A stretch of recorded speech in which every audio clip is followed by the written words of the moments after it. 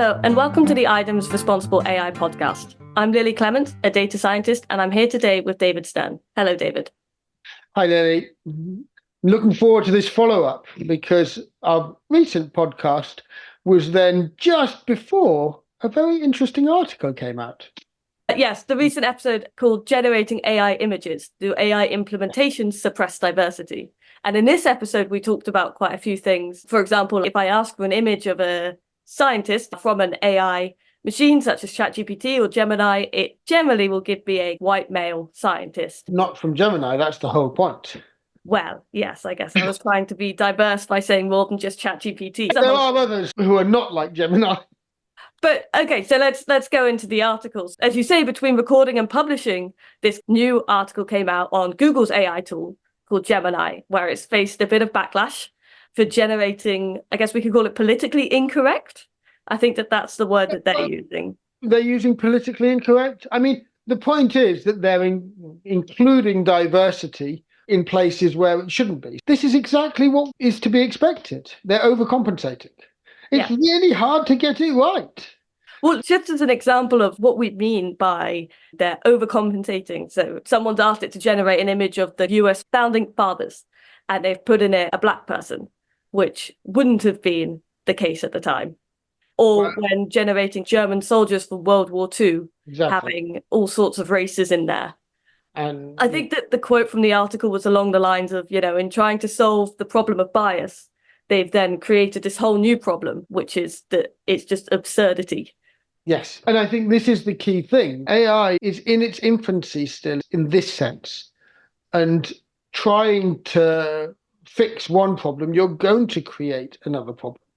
Because actually getting it right is hard. So it's a very blunt tool which is being used at this point in time. It's difficult to call it that because it's a very sophisticated blunt tool. But it is something where actually doing this right is something where that's layers and layers away from where we could be. I wonder how much input we need from other people on this, because I guess maybe I'm completely wrong here.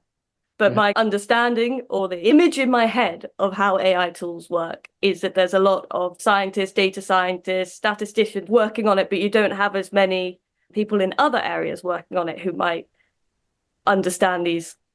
Well, there's now a whole group in philosophy working on the ethics of AI, and they're some of the groups who Google will have been paying attention to. Actually, a while back, they were at the forefront of this. They may still be, but they were at the forefront of this at one point, and then they actually got into some difficulties with it as part of the history, and they're clearly making efforts. So I don't see this negatively. I don't see this backlash as being necessarily negative against Google and what they're doing. On the contrary, I see this as demonstrating that they are ahead. They are at the forefront because they're making the mistakes that the first people to do something would make.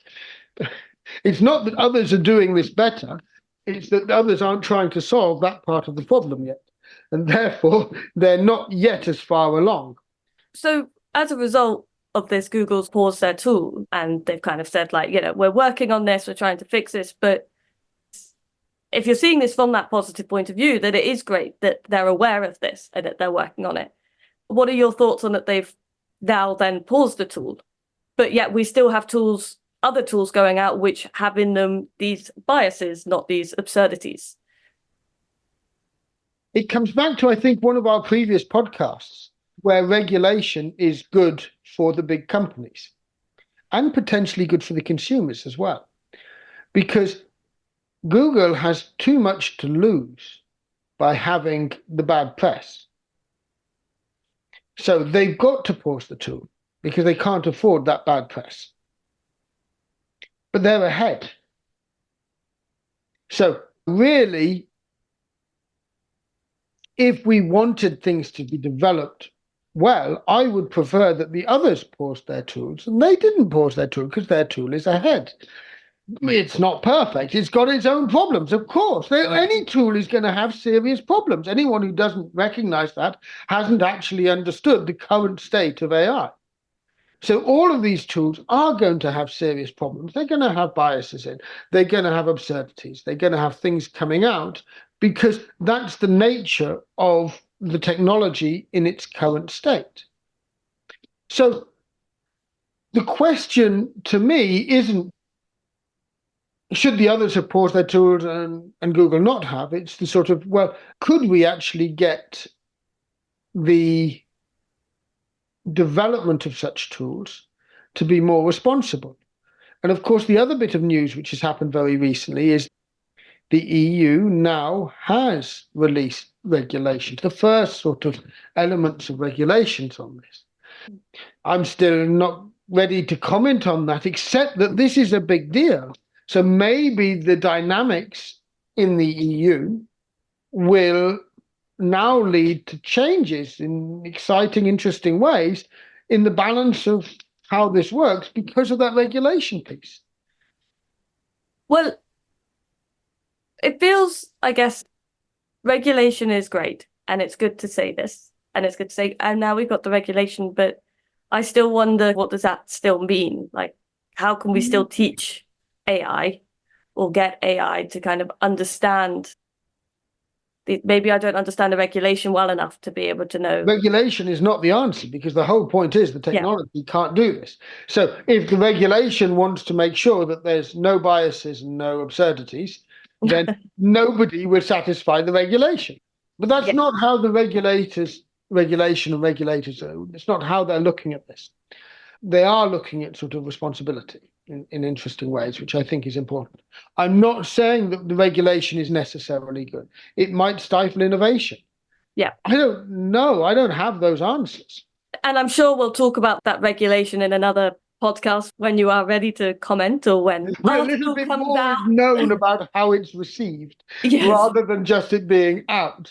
And so that's it might be coming soon, it might not. It depends a little bit on the reactions of people to this. But it's part of this development, which I think the likes of Google are caught up in. I suppose there's one other big piece in the news around this as well, which is, of course, Elon Musk and OpenAI. That's in the news at the moment a lot as well. What's being said about that in the news? Sorry. So Elon Musk is suing OpenAI because OpenAI was supposed to be open, supposed to have open source algorithms. And he's suing them to say, well, I was part of the team that sort of did this, and that's what was proposed, and that's what OpenAI was going to do. And OpenAI's algorithms are now being commercialized to the benefit primarily of Microsoft. And what he's also done is release their AI algorithms as open, which is a very interesting move. And so, it's fast-paced out there. We recorded that literally, a few weeks ago? Yeah. These three things are all really happening and doubling up in these 3 weeks. And, okay, the one which is really directly relevant to the previous recording is, of course, Google. But related to their response is the regulation. And related to the regulation is also the whole debate around the actually proper open AI rather than open AI's AI, which is not open. Those are all different discussions. And I'm not saying that any of these are necessarily getting it right, getting it wrong. Why is Elon Musk suing OpenAI? Is it because they're really not making things open, or is it because he feels that Microsoft is getting the benefit? I don't know. I just know nothing on this. It's happening in different ways. I'd love to believe that Elon Musk's pushing and really motivated by these technologies being open. And the fact that he's released their work as open is big. And I think that's important. What it'll actually do, I don't know. Are we going to have suddenly, because that's open, a whole set of researchers all over the world able to drive things forward and learn in a way that we couldn't before? Maybe, but we'll only know that in 6 months' time, I would guess, because researchers are pretty slow compared to this. Now, of course, AI researchers have to be fast because otherwise they're out of date. So as research goes, this is fast. But in terms of industry, in terms of the way the AI world is moving, this is slow. Interesting times. Incredibly. And then while everything's moving so fast, we have Gemini, Google's AI tool, is paused. And it's this element of, if they want to wait until they fixed all the problems with it, it'll never be unpaused. But that's not what they're trying to do. So the question is, what can they realistically do? Pausing it was, in my opinion, not a technical or scientific decision. It was a political decision for Google, is my opinion. It's not that there's something in the algorithms which somebody got wrong, which is going to be fixed in 2 weeks' time. It is that they might be able to build a next thing so that what is wrong is not as noticeable in 2 weeks' time. That's the reality. The technologies can advance, and my guess is you will have people working through the night at the moment to try and get something out which does not have those particular issues, and so therefore will be acceptable and not a liability for Google. But there's always going to be something, as you say. We had biases, now we've got absurdity. I wonder what the next thing's going to be. But there's always this ongoing need for this human oversight, and AI can't test everything, or the developers can't test everything. That's the key point. The developers can't test everything. And so the key thing is humans in the loop. And humans are in the loop. But are they in the loop in the right way? What is it which is there, and how is that coming in when you do something? They're not in the loop at that point, but they've been in the loop at other points. There's all sorts of work going on. The human effort behind these big models in different ways is actually immense. Going way back to our first podcast, or it might be the second one, on the post office. Yeah. Where back in the day, you have the machines reading the postal address and the postman would then give you that letter. Humans were in the loop there to correct, to then say, this isn't my letter. So now we have the humans in the loop once it's published. Well, if you think about Google's problem, it's actually a much better problem to have than biases. Because it's much easier to get humans in the loop to recognize absurdity or to recognize, incorrect facts, it is for them to recognize biases. That's a nice point. So instead of sort of pulling it out, what about actually having, have you noticed something strange? If so, please respond. These are the sort of things where actually they could put humans in the loop at scale, just like in the post office, when something goes wrong. And that could be done in very positive ways. And so I would argue, as I say, if it wasn't Google, but it was some small startup, you can bet that's what they'd have done. And people would have applauded them for it. Now, am I sorry that people would have applauded a startup and they didn't applaud Google? Well, big tech's kind of dominant at the moment. I quite like an underdog story. That's what people would be doing. But it's not working out very well at the moment because all these AI startups are exploding in different ways, getting money thrown at them. And most of them it's going to be a disaster. It's a point at which actually I would prefer to trust Google. They actually have the expertise and the skills behind this to do this at scale, to try and get it right, to maybe get it out, to get the feedback at scale, to improve it and make it much better. So in this particular case, I don't think I want the underdog who's going to have the biases and it'll take too long to fix because they can't work at the same scale. I shouldn't say that so much because we're one of these underdogs as well. But we're not in that race. We're not. Oh, no, fortunately not. I don't know how late you can be to that race anyway, either. Can you just catch up? Anyway, that will be a whole other discussion, I'm sure. If you could just join the race at the point everyone else is or a few steps behind. Anyway, this is exactly where, of course, it's so exciting that people like Elon Musk have released their AI algorithms as open. Because in theory, that means you could just enter the race. And there are groups who have done this and raised huge amounts of money very quickly just because they've got people with the right skills and expertise. And so much value is placed on the skills and expertise. Maybe too much value, maybe not enough. I have no idea. Which skills and expertise are you referring to? Do you mean those physical skills for the AI kind of coding, or do you mean more of those like philosophers?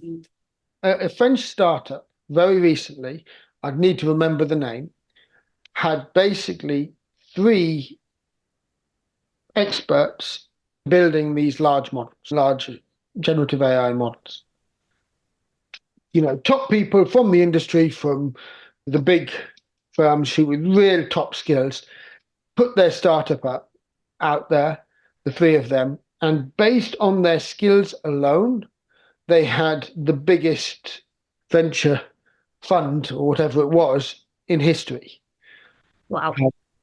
It was really, really surprising to me, but at the same time not, because they were able to say, we know what we're doing. We've got a new company that can do this. With the right money, we can get this to happen tomorrow. And that's what they were basically saying. And so people bought in and said, okay, another player in the game with the right resources behind it could shake up the market and could actually do something. It's a world I don't understand. And if I'm honest, it's not a world I particularly like. It doesn't seem... No, it's not that it doesn't. It is not effective. It is not efficient. And so, yes, some people will make a lot of money out of it. But will it actually build good tools? I don't believe so. In that case, I would trust Google more than I'd trust that startup. Not because I don't believe they have the skills, not because I don't believe they have the ability to do things and to do things well, not because actually, given the amounts of money they have, they can recruit more of their people who they believe can do it right. So maybe they have the freedom to do things differently. But because it's startup land, they don't have the structures in place in the same way to ensure they're doing no harm. And I would argue that Google's act of taking Gemini down would be perceived as an act of trying to do no harm. Whether that is or not, whether that's the motivation or not, whether it's just marketing or so on. But they are worried about reputation in a way that a startup doesn't need to be. So I fear that there are elements there where actually that's potentially a good thing. I don't know. It's all so complex. At the same time, I really like the idea of just a group of 3 guys who know what they're doing, who actually understand the technical side, just having the billions of dollars needed to do something. Wow, that's fun. Yeah. So that's going to shake things up a bit, certainly.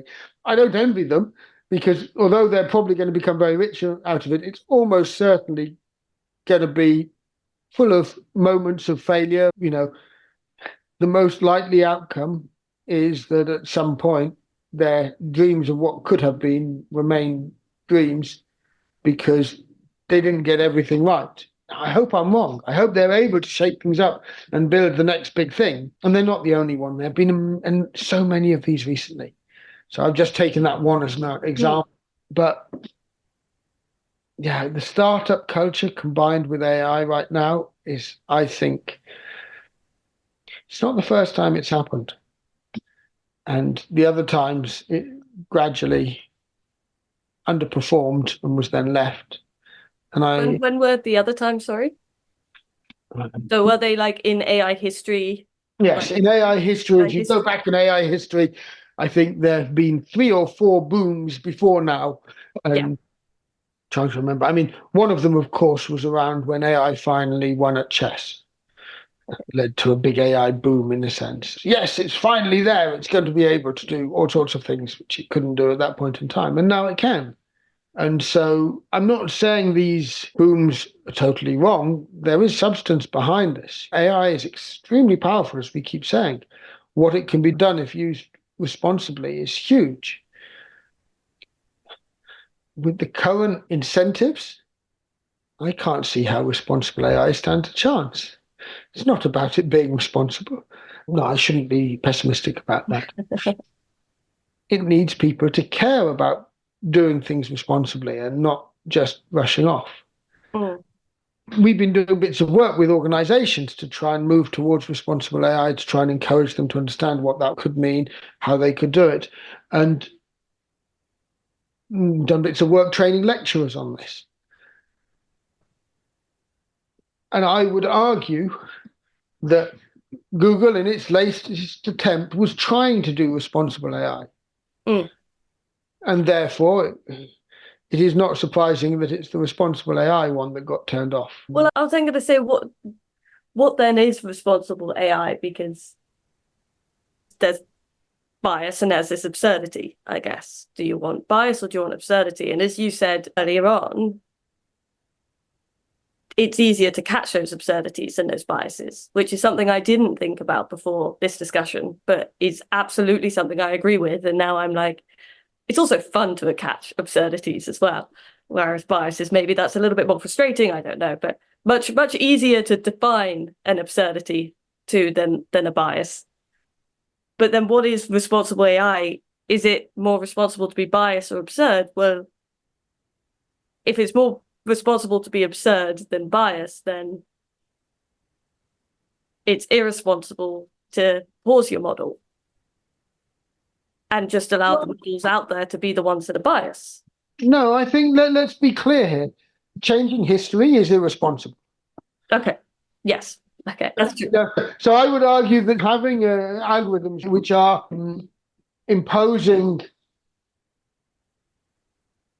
current standards to change history is not responsible. And therefore, there are elements there where actually it is responsible to stop it. This is not just absurd. You can't trust it. Now, having said that, you can't trust other AI either. So it's not that, people who put too much trust in AI at this point in time, they're getting it wrong. They're not being responsible. I love the way you use AI in so many of your different pieces of work, but I would argue you use it responsibly because you're always in the loop very seriously, looking for biases, looking for absurdities, looking for, it is not used to build a final product. It is used to be able to represent, improve, enhance your work. Efficiency as well. Efficiency, yes, as well. There was another news story around this, which I think is fun. Okay. I think it was an interesting entrepreneur who has used AI rather extensively in their work, got kind of caught up because after this amazing advertising of Willy Wonka Land or whatever it was. Did you hear about Willy Wonka Land? Yeah. So Willy Wonka Land, was it in Glasgow? I think it was in Glasgow, yes. Yeah, they kind of sold it as a great idea. I didn't hear so much about it, but it sounded like that they sold it as this huge, amazing day because there's this new Willy Wonka film coming out. And the reality was that it was a little bit disappointing, to say the least. Yes. Children crying. But the point was, the problem wasn't really the event. The event was what it was. The problem was the advertising was AI generated and it looked amazing. And so people's expectations for the event were totally out of whack with the reality. Oh, okay.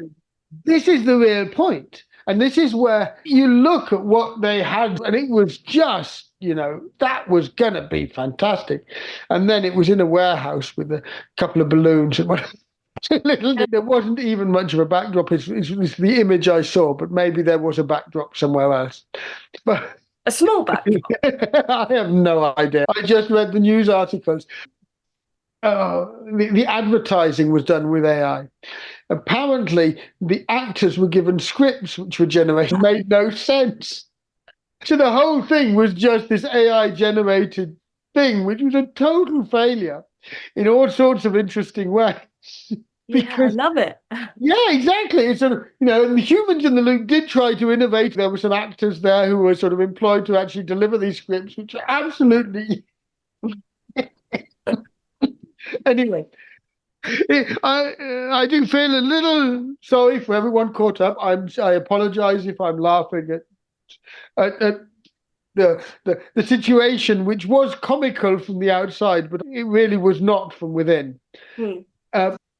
But it's the role of AI in this, and it's what AI can do. It's power to make something which, before AI, you'd have needed real skill, and you'd have needed to develop the amount of money that would have gone in to actually developing those sorts of advertising materials and the rest of it.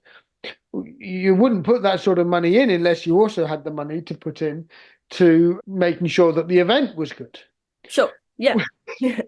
There's a sort of balance there. Whereas now, anyone can make amazing advertising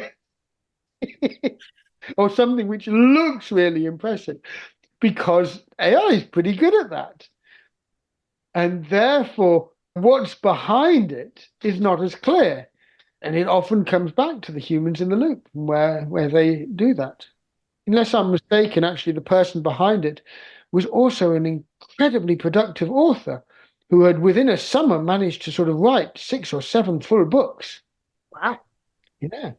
And of course, there were signs that they may have been AI generated. I was going to ask, what is 6 or 7 books written since so I don't know. I've not followed up on this. I don't know. This is just a news article to me. It's one which relates to what we've been discussing in interesting ways. And it's the other end, if you want, from Google's absurdity. Yes, yeah. Because Google is one of the biggest companies in the world with a team of real experts trying to debias their AI that has created absurdity. And at the other end, you have an entrepreneur who's using AI to absurdity. Almost certainly making quite a lot of money and then losing quite a lot of money in quick succession in different ways. But still, still this absurdity is still not responsible because how it's been used has resulted in a lot of disappointment. Yes, this is the thing. How can we possibly get, I've got to stop being less negative about it. The current systems, we are so far from anything responsible, anything which could be conceived as responsible AI. It's amazing to me. And what's really amazing is the power on this. It's really not clear to me. It's not in Google's interest as big tech. It's not in their interest for AI to be irresponsible. It's going to come back and bite them. That's why they closed it down. If something serious happens, this is going to really hurt them. So it's not in their interest. So big tech's interest, it's not in their interest for responsible AI to not be present in the system. It's not in government's interest. It's not in individuals' interest. So it's not really, maybe it's in some startups' interests for us to have responsible AI. But how is it that something where so many of the key actors, it is clearly an issue, it is clearly going to create issues. How is it that this is not something which is, or this is something which is so poorly understood? Because when you hear people talking about it, they're just distracted and they're discussing the wrong things. I think we discussed before, this big event at Bletchley Park got distracted by killer robots. Yeah, the summit. Yes. I'm trying to remember what episode that was, but that was an event back in November, early November. Absolutely, where it was trying to look at AI safety and this sort of things. And it's just, if you don't tackle the real issues of now, yes, have a few people looking at killer robots because that is a safety concern. And, there is now a drone, which is just another thing in the news, which has happened just recently. There is now a vehicle, a drone with a big mounted gun coming out of Russia. So there are killer robots. I don't think it would yet have levels of AI to the extent where it would be considered a killer robot. But it is certainly, in the Ukraine war, a real danger of an attack drone in a way which I think is towards that dystopian future that people are worried about. So I'm not saying these things shouldn't be of concern. I'm saying that there are elements which are much more dangerous and actually solvable at this point in time that are not being addressed.